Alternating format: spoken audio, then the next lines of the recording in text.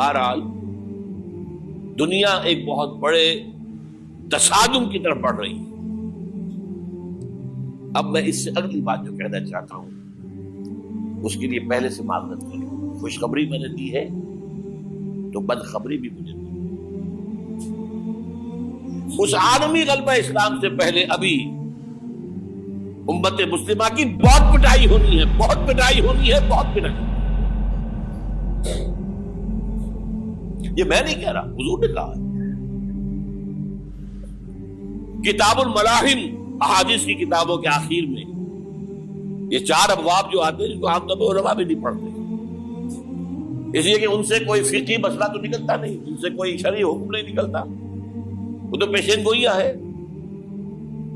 کتاب الفتن کیسے کیسے فتنے اٹھیں گے، کتاب الملاحم کیسی کیسی جنگیں ہوں گی، کتاب اشراط الساعہ قیامت کی علامات کیا ہوگی، کتاب و علامات القیامہ یہ کیا ہوں گے. ان ابواب کو پڑھیے تو آپ کو معلوم ہوگا اس دور کے آنے سے پہلے ابھی امت مسلمہ پر اللہ کے عذاب کے بہت سخت کوڑے پڑ. معافی چاہتا ہوں. اگر رسولوں کی شان یہ تھی کہ وہ بشیر بھی تھے اور نذیر بھی تھے تو میں بھی ایک ادنا غلام نہیں کہوں. میں جو کہہ رہا ہوں قرآن اور حدیث سے کہہ رہا ہوں. یہ عذاب کیوں آئے گا؟ امت مسلمہ بحیثیت مجموعی اللہ کی نگاہ میں مجرم، بہت بڑی مجرم. کیوں؟ 1 انچ زمین دنیا میں نہیں دکھا سکتی جہاں اللہ کا دین قائم. یہ مذہب ہے، مسجدیں ہیں، حج ہے اور عمرے ہیں، یہ مذہب ہے. دین کہاں ہے؟ اللہ کا نظام کہاں ہے؟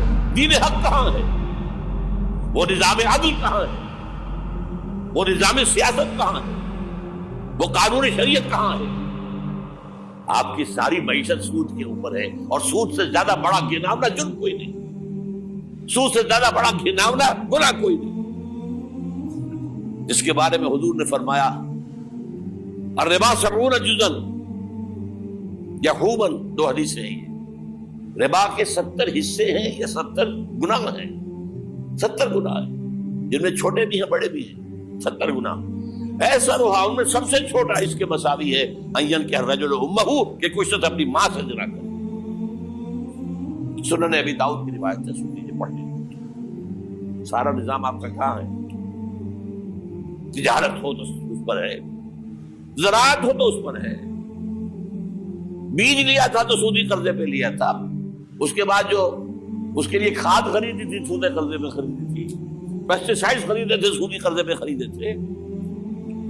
اس کے بعد اگر کوئی ہارویسٹر لیا ہے، کوئی اور لیا، ٹریکٹر لیا تو سودی قرض. سود ہر دانے گندم میں سود ہے.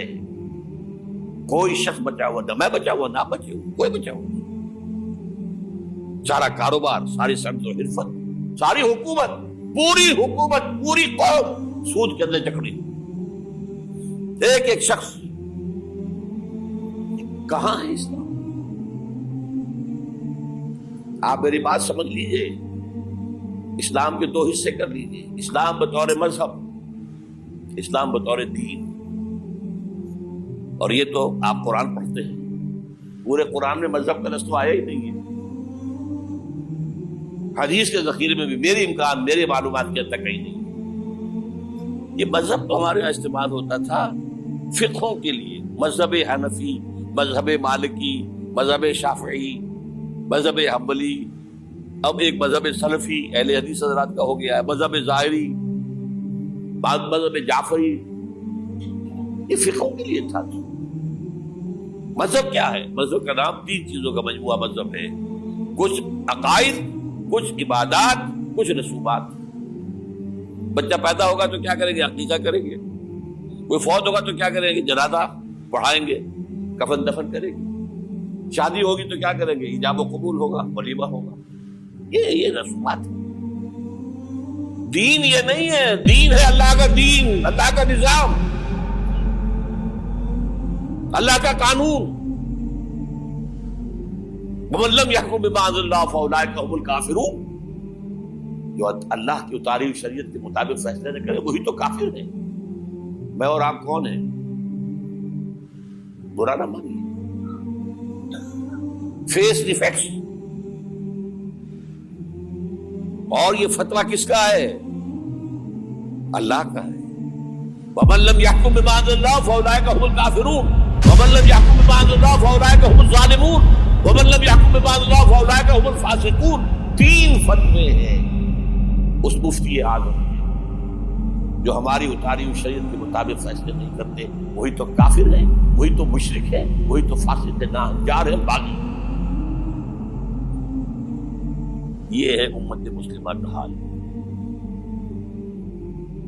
اب میں یہاں آپ کو اختصار سے بیان کرتا ہوں حضور کا طریق انقلاب کیا تھا. اختصار تفصیل سے ان کتابوں میں دیکھیے. نمبر 1, دعوت ایمان بذریعہ قرآن. یتلو علیہم آیاتہ. آج جمعے میں نے اسی آیت پر تفصیل کی.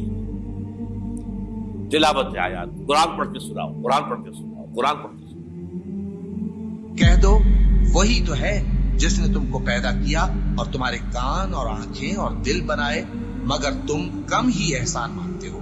کہہ دو کہ وہی ہے جس نے تم کو زمین میں پھیلایا اور اسی کے روبرو تم جمع کیے جاؤ گے. کیا یہ کسی کے پیدا کیے بغیر ہی پیدا ہو گئے, یا یہ اپنے آپ کو خود پیدا کرنے والے ہیں, یا انہوں نے آسمانوں اور زمین کو پیدا کیا ہے؟ نہیں, بلکہ یہ یقین ہی نہیں رکھتے. تو کیا ہم پہلی بار پیدا کر کے تھک گئے؟ نہیں, بلکہ یہ اثر نو پیدا کرنے کے بارے میں شک میں پڑے ہوئے ہیں. اور ہم ہی نے انسان کو پیدا کیا ہے, اور جو خیالات اس کے دل میں گزرتے ہیں ہم ان کو جانتے ہیں, اور ہم تو رگ جان سے بھی زیادہ اس کے قریب ہیں. اور کافر انسان کہتا ہے کہ جب میں مر جاؤں گا تو کیا زندہ کر کے نکالا جاؤں گا؟ کیا ایسا انسان یاد نہیں کرتا کہ ہم نے اس کو پہلے بھی تو پیدا کیا تھا جبکہ وہ کچھ بھی چیز نہ تھا؟ جو تمہارے پروردگار کی قسم, ہم ان کو جمع کریں گے اور شیطانوں کو بھی, پھر ان سب کو جہنم کے گرد حاضر کریں گے اور وہ گھٹنوں پر گرے ہوئے ہوں گے. وہی زندہ کو مردے سے نکالتا ہے اور وہی مردے کو زندہ سے نکالتا ہے, اور وہی زمین کو اس کے مرنے کے بعد زندہ کرتا ہے, اور اسی طرح تم دوبارہ زمین میں سے نکالے جاؤ گے. اور اسی کی نشانیوں میں سے ہے کہ اس نے تمہیں مٹی سے پیدا کیا, پھر اب تم انسان ہو کر جا بجا پھیل رہے ہو. اس قرآن کے ذریعے سے دلوں میں ایمان پیدا ہو, یقین والا ایمان. دیکھیے, برا نہ مانے, مغالطے میں نہ رہیے. میرے اور آپ کے دلوں میں ایمان نہیں ہے, عقیدہ ہے. عقیدہ ہے, والدین سے ملا ہے. یقین والا ایمان کہاں ہے؟ اپنے گریبان میں جھانکیے, اللہ آپ کو توفیق دے. کیا مجھے واقعی یقین ہے کہ مجھے مرنے کے بعد جی اٹھنا ہے؟ کیا مجھے یہ واقعی یقین ہے کہ اصل زندگی آخرت کی زندگی ہے؟ کیا مجھے واقعی یقین ہے کہ قرآن اللہ کا کلام ہے؟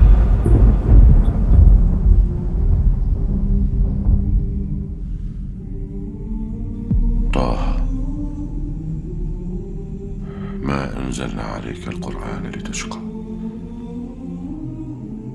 إلا تذكرة لمن يخشى تنزيلا ممن خلق الأرض والسماوات العلى الرحمن على العرش استوى له ما في السماوات وما في الأرض وما بينهما وما تحت الثرى وأن تجهر بالقول فإنه يعلم السر وأخفى الله لا إله إلا هو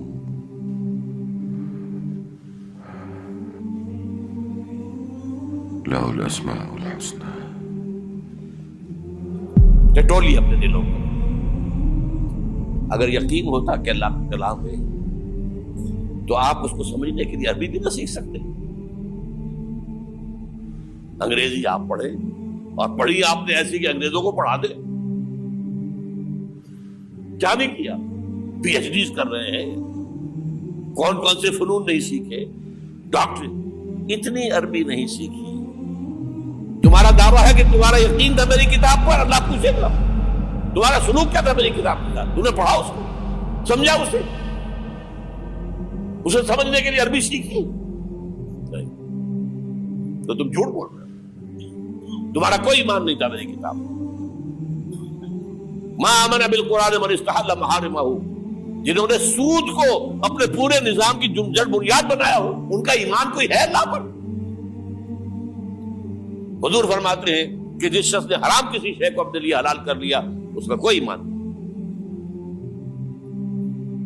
دوبارہ آج بھی کرنا ہے تو دوبارہ ایمان پیدا کرنا ہوگا، ایمان، عقیدہ نہیں، ایمان، صرف لپ سروس نہیں، اقرار باللسان نہیں، تصدیق بالقلب۔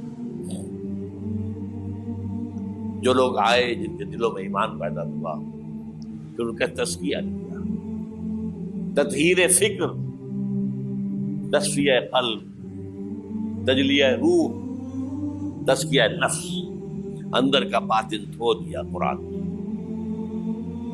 جو بجاں در رفت جاں دیگر شمد، جاں چو دیگر شد جاں دیگر شمد۔ یہ قرآن جب کسی انسان کے اندر اتر جاتا ہے، اس کے اندر کی مکمل اوور ہالنگ، مکمل صفائی، دماغ کی صفائی غلط نظریات سے، دل کی صفائی غلط نیتوں سے، غلط ارادوں سے،